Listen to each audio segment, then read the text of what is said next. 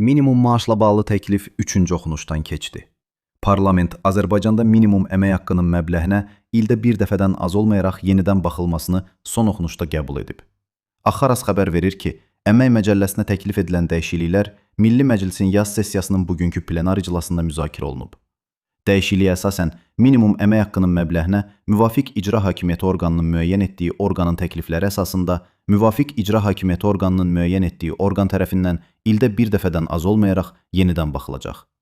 Qeyd edilib ki, işçilərin minimum yaşayış səviyyəsini təmin edən və bugün bütün dünyada sosial siyasət alətlərindən biri olan minimum əmək haqqının tənzimlənməsi bir çox beynəlxalq qurumların, xüsusən də Beynəlxalq Əmək Təşkilatının həll etdiyi və diqqətdə saxladığı məsələlərdəndir.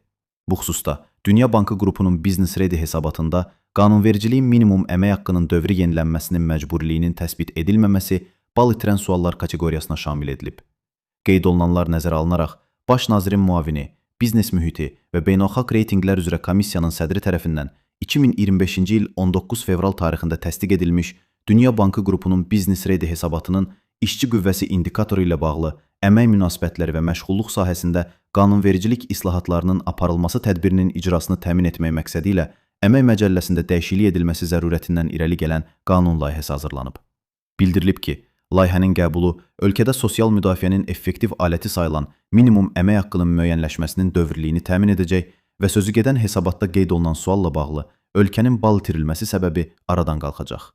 Layihə müzakirələrdən sonra səsverməyə çıxarılaraq 3-cü oxunuşda qəbul edilib.